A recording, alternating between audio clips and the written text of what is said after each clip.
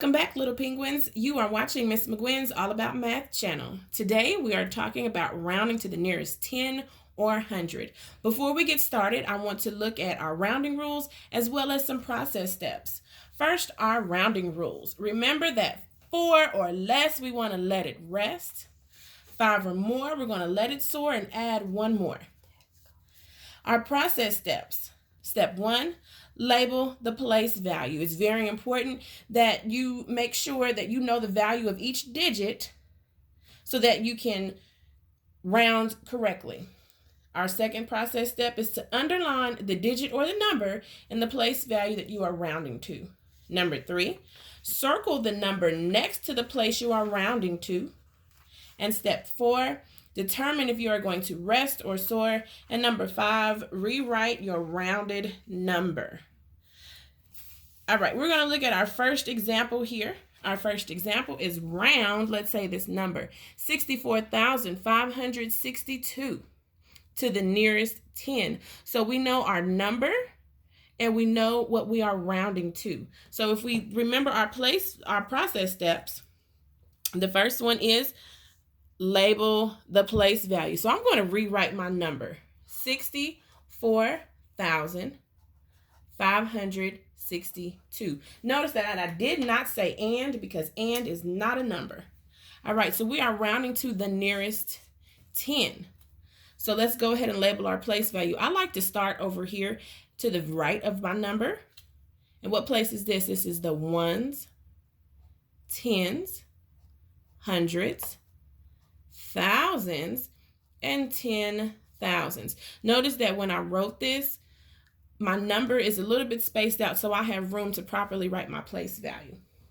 So I have done process step number 1, label the place value. Process step number 2, underline the digit or the number in the place you are rounding to. So we're rounding to the nearest 10. So all I need to do is look right here for my tens place. What number is in the tens place?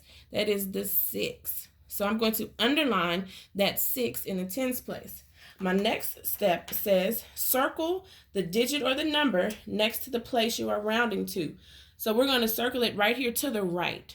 So the number to the right is 2 in the ones place.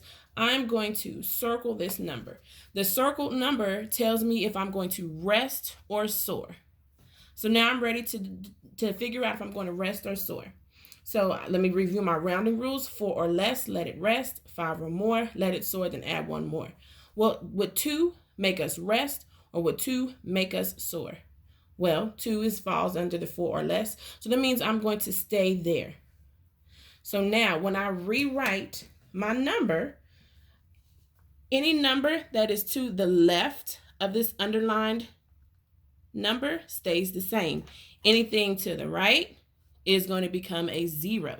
So now let's rewrite our new number, 64,500. We're going to rest right here at this 6.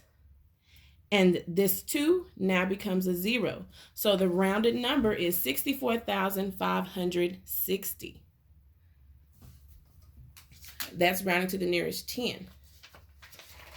If we took another number and we round it to the nearest 100, I'm going to do the exact same thing. I'm going to, 1, rewrite my number and label my place value. Now, if you were working on a question, you could do it here. I just like to rewrite my number because it gives me a little bit of space. 106,347. I'm going to rewrite my number and I'm going to go ahead and label that place value. Remember, I like to start over here with my first number to the right. That's the ones, tens, hundreds, thousands, 10,000s, and 100,000s. All right, so we are rounding to the nearest 100. So now we have done step 1, labeled our place value. Now we need to come over here and we're going to underline the digit that we are rounding to or the place we are rounding to. We're rounding to the nearest 100. So I'm just going to find my hundreds place. I'm going to underline it. This is the number that's either going to rest or soar. When I go through to circle the number next door, right here, this 4, this tells me if I'm going to rest or soar. So now we've underlined, we've circled. Now we need to go ahead and determine if we're going to rest or soar. This 4 tells us to what? It tells us to rest. So we're going to stay right here. This 3 is going to be the same. So any number that's to the left of this underlined number will stay the same. Any number to the right of this number will now become 0. So I'm going to rewrite my new rounded number. This 3, we said we're going to rest. And these 4 becomes a 0. This 7 becomes a 0. So this new number is 106,300.